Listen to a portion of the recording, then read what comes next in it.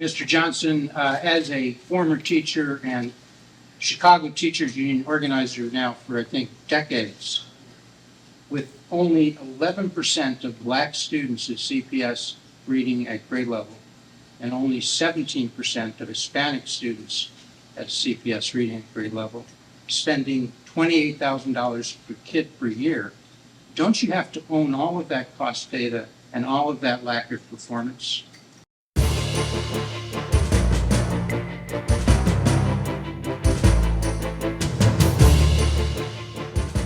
Welcome to Public Affairs. We take you tonight to the March 16 forum or debate, ABC 7 Chicago. Of course, it's what's on everybody's mind, the April 4 mayoral runoff. Brandon Johnson, Paul Vallas, you got to pick. You voters got to pick one to lead the city of Chicago in the next 4 years. The key issue, of course, is violence. We all know that. And you're picking between Paul Vallas and Brandon Johnson. Mr. Johnson, as a former teacher and Chicago Teachers Union organizer now for, I think, decades, with only 11% of Black students at CPS reading at grade level and only 17% of Hispanic students at CPS reading at grade level, spending $28,000 per kid per year, don't you have to own all of that cost data and all of that lack of performance? So you mean to tell me that you're going to make teachers and parents responsible for poverty? That's what you're asking me. Because listen, just hold on for a second though, because one of the greatest predictors to a student's outcome is the economic status of those families. Here's what the city of Chicago wants. They want a mayor who is willing to invest in jobs, in mental health services. Do you know how hard it is to concentrate in school when you're hungry and poor? It's hard, I can tell you that. And that's why we have to have a holistic approach to how we invest in our students. Look, in the 1980s, the achievement gap between Black and white students had almost dissipated. You know what was happening there? The expansion of unionism, right? Now, of course, Reaganomics comes and explodes that up, and this shouldn't be a surprise that at the height of unionization, we had almost eliminated the achievement gap. So that's why my education plan speaks towards investment. That's how we make sure that children are fully supported, by making sure that the entire family is supported. Thank you for that question. Yes. You've talked a lot about promoting detectives. During one of the primary debates, Lightfoot said, if you promote detectives, then you're going to have to backfill the patrol officers. So I'm curious, what does the actual structure, the staffing structure look like of CPD if you don't raise the CPD budget, but you still want to boost the number of detectives? Could you try asking that question one more time, right? Because I just want to make sure I'm following you. I believe what I think I heard you say was that if we actually promote detectives to help solve crime, you want to understand what happens to those 200 positions? Yeah, I'm just wondering, because Lightfoot was saying you would have to backfill patrol officers. So I'm just... Okay, I think I understand now. I just want to make sure that I'm clear. Well, first of all, look, this is a matter of the consent decree being implemented. So there are three things here that we can do. The clearance rate in the city of Chicago, particularly in Black communities and brown communities, it's abysmal. We're not solving crimes. You know what the greatest deterrent of preventing crime? It's actually investing in people. But you know how you actually create confidence and stop criminals from actually repeating their offenses? Catch them. Catch them. Now, there are 200 more officers, only 15 of them were Black, that are prepared to hit neighborhoods right now. But we also have to make sure that we are implementing the third thing, implementing the consent decree so that we can have a full analysis of what our staffing process or what our staffing mechanism needs to look like. Right now, we have supervisors who supervise supervisors. So law enforcement, rank and file members show up every single day. They don't know who their supervisor is. That type of instability, we have to course correct. And that's what my plan articulates. Thank you. Paul Vallas notes that county commissioners don't manage budgets, they vote on them, and it is true that Toni Preckwinkle, her office is the one that prepares the budget every year. Do you think you're overstating your role in these budgets? And if not, what role did you play in how she crafted her budget? So I want to be patient here with this response, because the notion that Paul Vallas was articulating, that somehow that I don't have the ability to manage, to implement, and to carry out a budget, that is awfully condescending, don't you think? But I'm gonna finish answering the question, but I just want to lay the groundwork for what is being asked here. Now, here's someone who has built budgets on house of cards. How dare he or anyone else lecture my ability to count? Where everywhere he has gone, he has caused tremendous destruction, a structural deficit in the city of Chicago, a deficit in Philadelphia. The closing of schools in New Orleans. He said tonight that he built schools from nothing. What does that say about the people of New Orleans if he believes that he built out of nothing? That type of irresponsible statement is something that we cannot foster. Yes, I played a role in making sure that we are crafting a budget. Alice, you were there. I built an entire budget around Black lives, right? You covered it. So you clearly know I know how to put a budget together. And even President Preckwinkle gave me credit for the entire equity plan that has distributed hundreds of millions of dollars for violence prevention, the largest pilot program for guaranteed income, workforce development, eliminating up to $1 billion of medical debt. I led that charge and that effort. Thank you for that question. You said tonight that police can't feel like they're being punished when they make arrests. How do police feel like they're punished and how they're being? Well, if you walk outside today and you ask any police officer whether or not they feel that they can make arrests and be supported, you've got the answer to your question. So they feel that they're really being directed not to arrest. And police officers have said it over and over and over again. They've said it when I met with people individually. They've said it when I've talked to businesses. So the police need to know that they're supportive. They need to know that if they arrest someone for vandalism, if they arrest somebody for destroying public and private property, if they arrest somebody for stealing, there's not going to be adverse consequences. So if you talk to the police officer, they need to be supportive. That doesn't mean we're not talking about in any way violating the consent decree or in any way not following constitutional policing. But when you have arrest rates that are 76% down, 76% lower than they were in 2019, despite the fact that we've had 3 years of significant increases in violent crime, including this year as the station, when the station let off. They put that statistic out. Clearly, the police feel that they are not being allowed to do their jobs. They're not being allowed to be responsive. So I think that's what I was referring to, and I've said that time and time again. Other questions? Paul, what is your connection to this Arkansas military and first responder? Yeah, it's actually. No, I'm not. It's a not-for-profit. Let me point out that I've opened 11 military high schools, 7 in Chicago, 2 in Philadelphia, that was consolidated into one. Incidentally, includes the Brownsville Military Academy and the Carver Military Academy in Elko Gardens, and one in Bridgeport, Connecticut, and one in New Orleans. And all those schools are thriving. They're overwhelmingly Black and Latino and overwhelmingly low income. None of the schools have ever been on any watch lists, and they're all among the top performing schools. So I was asked by the state of Arkansas to perhaps put together a team that would open a military first responder high school in Arkansas, and in effect, that's what I've done. But I've done it as a not-for-profit. It's just a great model, and I want to replicate that model. Let me point out that when the students go to when the students go to that military academy, if any of you are familiar with the Chicago Military Academy, it's like Brownsville. You'll see the model. ROTC 5 days a week, commandant, chief academic officer leading the schools.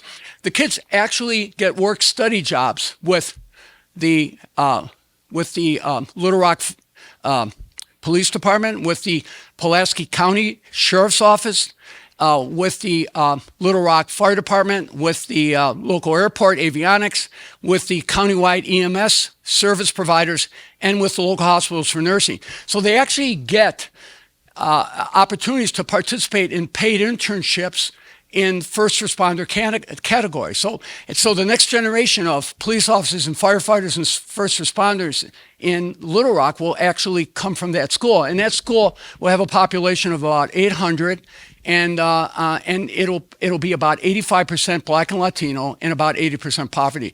What I want to do when I become mayor is I want to create a pipeline so the next generation of first responders actually come from the ROTC programs, come from the military academy programs. There are 10,000 students in ROTC and military academy programs. 86% of these students are Black and Latino. 46% of the students are women. So there's a great opportunity so that the next generation of police officers, firefighters, nurses, the next generation of people who are involved in aviation, the next generation of EMTs, EMSs can actually come from the very communities that they're going to serve. So it's a great model. Next question. Next question. No, next question. Yeah. They got you listed as their CEO, which is a little confusing. And then when you say you don't get paid, you mean you never got paid? Yeah, I don't get paid. You know, well, because it's my entity. You have to create an entity in order to get it approved by the state. So I'm CEO because it's my entity. But no, I don't get a salary from them. I don't draw a salary from them. No. I mean, I had to travel out there, so obviously I got reimbursed. But no, I don't draw any salary. In fact, it's like my work in Haiti. My work in Haiti was not-for-profit work. When I was involved in Sean Penn's organization, when I chaired, when I was finance chair of his organization, it was non-paid. So for 10 years, I was finance chair. And as you know, you're familiar with CORE and the work that CORE's done. I mean, CORE actually did vaccinations in this city and 7 other cities. So I did it as a not-for-profit. It's just a great model. It's such a great model. And there's like 6 or 7 other states that are also interested in that model. It's a superb model for creating a pipeline so that the next generation of first responders actually come from the communities they serve. I also think that this is consistent with my idea, and I've talked to all 12, all 14 of the labor unions that have supported me now. I've talked to them about creating similar paid work study jobs for the young people. And I've talked, when I've met with like the contractors, when I met with the chambers of commerce, when I met with the motel, I all talked about the need to create paid work study job opportunities for these young people. It's a great model. It's a model that needs to be replicated. I take pride in programs that I've enacted that are successful, and I like to see them replicated. So I think it's a model that can be spread nationwide, but I take no income from it. Any other questions? Yes, back there, yes. Getting into the issue of public safety, what do you think the second most important issue is in this election? What's the biggest difference between you?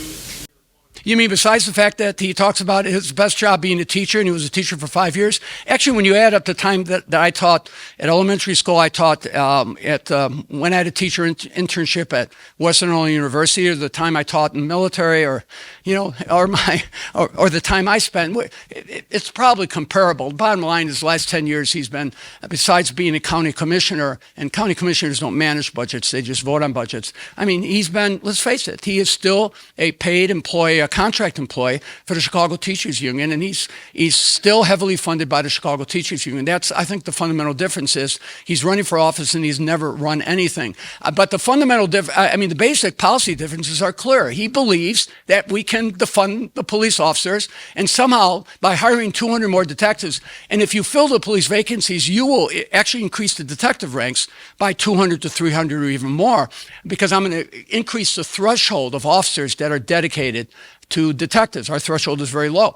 But look, he has said over and over again that he has been an advocate for defunding the police. And when you're not going to fill the police vacancies or invite retirees to return or incentivize individuals to come in and be police officers, you are effectively defunding the police. I think the next fundamental difference is the fact that right out of the box, he wants to increase taxes $800 million.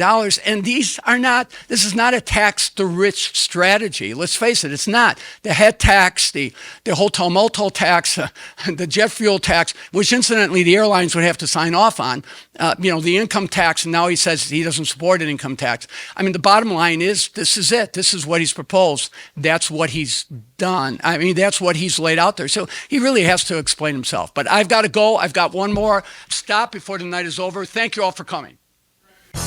ABC 7 Eyewitness News presents Vote 2023, the race for Chicago Mayor, the People's Forum. Produced in collaboration with the League of Women Voters of Chicago, the League of Women Voters of Illinois, and Univision Chicago. With the first question now coming from Craig Wall. Craig. Good evening, candidates. Crime is consistently listed as one of the top concerns in this election, and although the number of murders is down over the last 2 years, overall violent crime is up 47% from last year and 60% from 4 years ago. Each of you has frequently articulated your plan for dealing with crime, but what specifically will you do to make people feel safe as we head into the summer season when crime typically spikes? My plan for public safety is comprehensive. 1, we're going to train and promote 200 more detectives so we can actually solve crime. 2, we're going to make sure that we spend to implement the consent decree. There are many failures there that continue to persist. We're going to fix that. 3rd, we're going to make sure that we are actually enforcing the laws that are on the books. Red flag laws, right, where individuals who are accessing guns that should not have them. But we're also going to take a long-term approach as well. When it comes to prevention and the data that actually has proven to work, youth employment, and I'm going to do that, double the amount of young people that we hire. There's a direct correlation between youth employment and violence reduction. We're going to pass treatment, not trauma, open up our mental health centers, and of course, we're going to make sure that we're creating jobs because economic stability is safety. Okay, thank you. Mr. Vallas, same question. Well, very good. And well, first of all, you've got to get at the underlying causes of crime, but there is no substitute to returning to community-based policing. You can't have 911 calls being responded to in 3 hours as opposed to 3 minutes because there are not enough beat cars. You can't have confidence in the safety of public transportation when there are not police officers on the platforms and police officers at the stations. The bottom line is my opponent wants to defund the police. He doesn't want to fill the 1,100 vacancies. He does not want to bring back retired officers or invite other officers who have left to return without any loss of seniority. So at the end of the day, what you've got to do is you've got to fill the ranks, you've got to fill those vacancies, and you've got to deploy the police into the community so that there are officers there to respond when those 911 calls are made. 32,000 high priority 911 calls, assaults and batteries were not responded to last year because there were not cars available, and you've got to make public transportation safe. Okay, 30 seconds back to Mr. Johnson. Yeah, well, first of all, I'm not going to defund the police. Never said it, right? But what we're going to do is train and promote 200 more detectives because we're not solving crime in the city of Chicago, especially in black and brown poor communities. The best way to engender confidence with public safety, you got to catch people. Because juvenile crime in the city continues to be a big problem here in Chicago. Every week, the youth as young as 12 years old are involved in shootings, robberies, or other type of delinquent activity. How will you as a mayor help prevent young people from committing crimes and become repeated offenders? Well, first of all, juvenile crime has risen dramatically since 2019 because schools were effectively shut down for 15 consecutive months, long after the science had demonstrated that the schools could be reopened safely. And of course, schools all over the state reopened far before the Chicago Public Schools did. But what I would do is I would open campuses through the dinner or on weekends, over the summer, during the holidays, and bring community-based programs onto the campuses so the kids would have a safe and secure place to go. I would also introduce, and I've talked about this many times, universal work study. So the high school kids would have an opportunity to participate in paid work study jobs. I've talked to all 12 of the labor unions that are endorsing me about creating such programs, and I would require city agencies and city departments and city contractors to create work study opportunities too. What I would also do is open the schools that have been closed to create alternative schools for the tens of thousands of young people, 18 to 25, who have exited the system and are either not in school or they do not have jobs because they need an opportunity to re-enter the system. Okay, thank you. 1 minute for Mr. Johnson. Yeah, look, I'm a teacher. I've looked into the eyes of young people who have experienced trauma and they feel a little less hope. And that's why I'm committed to making sure that we double the amount of young people that we hire. It's a proven data point that if we want to prevent young people from participating and engaging in many of the behavior that they've been accused of, is that we have to actually invest in them. There's a direct correlation between youth employment and violence reduction. But we also have to have someone who believes in public education, right? And so what I'm going to do as the mayor of the city of Chicago to make sure that we are implementing and instituting the trades into our schools so that our children have a pathway to economic opportunity. But we're also going to make sure that the jobs that are available now, particularly our manufacturing jobs, 55,000 vacancies right now.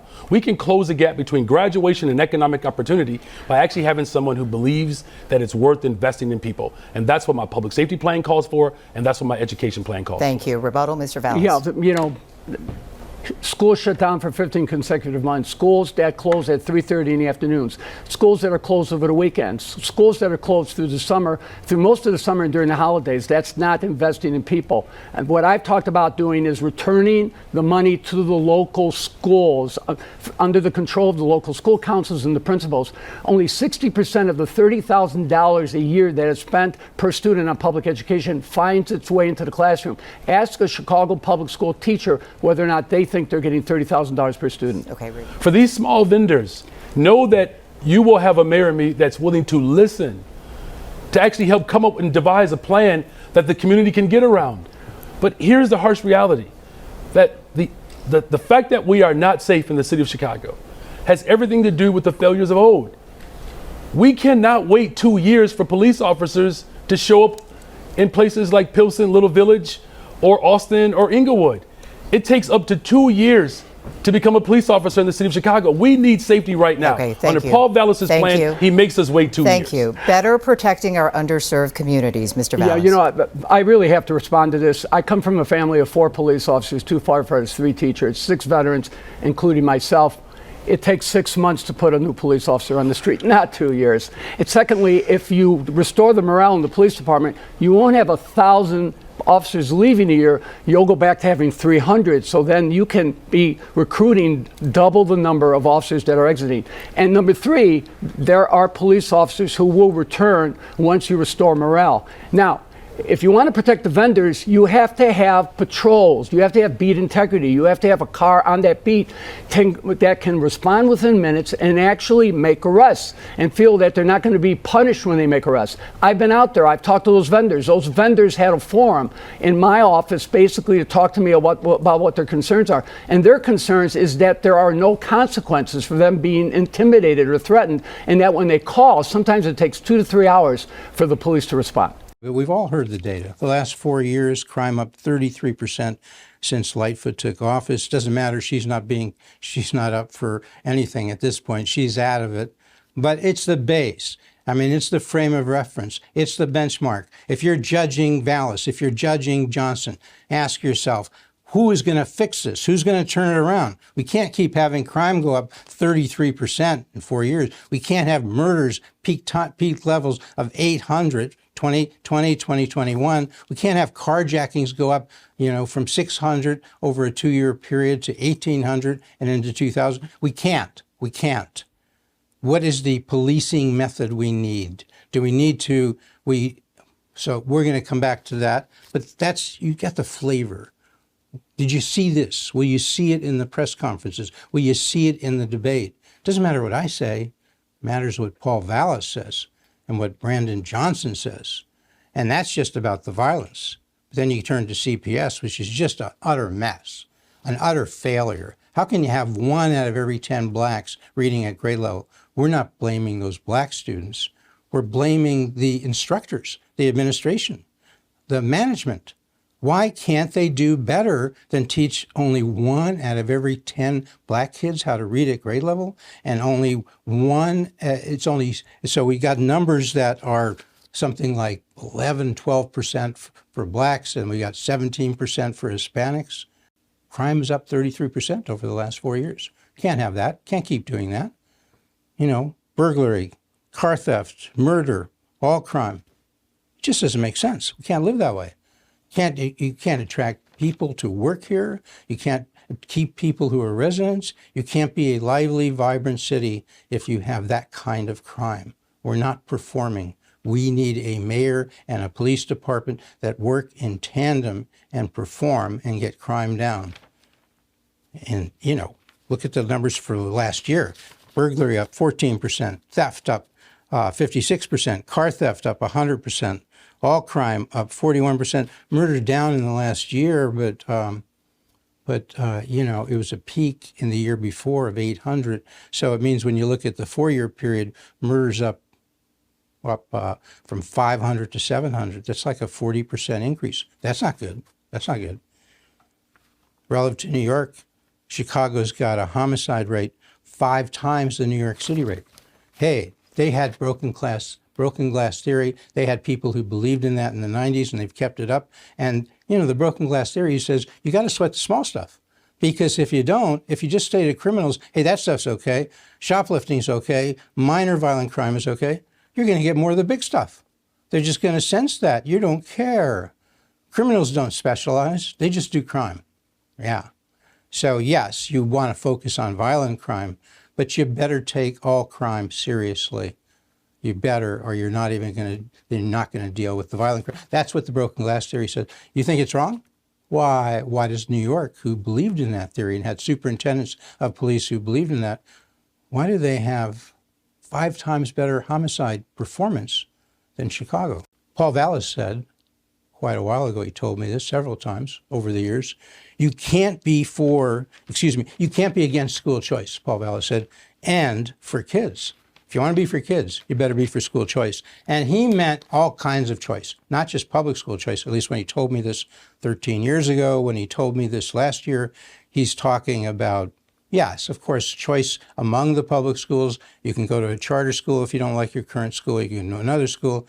But more importantly, take your $29,000 per kid per year that we're spending, and you can go to a private school of your choice.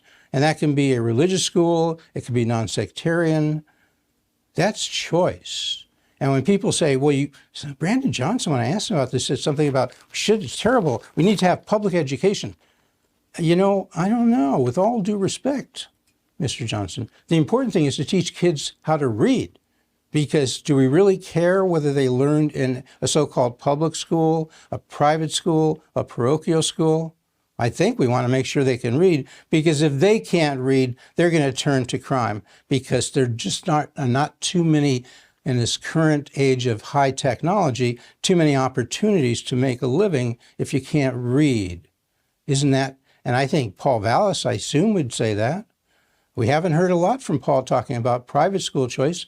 That's part of the mix. Part of the mix. So, it's... If you look at the data, as I said, I may have misspoke, but despite spending $28,000 per student per year, very few CPS students can read or do math. For blacks, it's 11%.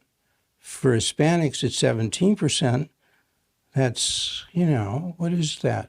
1 out of 10 for blacks reading at grade level. Okay, that's not good. That's not good. On the math side, it's 6%. Look, 90% of CPS is minority. If you can't perform there, if you can't do it, well, you've got a school that's failing.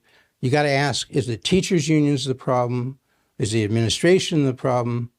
And do you want to hand over more power to the teachers' unions? Is that what you're doing when you vote for Brandon Johnson? Do you have faith and confidence in Paul Vallas from his performance? Look. We just ask you come back next week and every week to Public Affairs. Just remember, if you're watching this on YouTube, tell us if you like it. Go or watch it on YouTube. Go to youtube.com/publicaffairs.tv. Comment on it. You come back next week and every week to Public Affairs.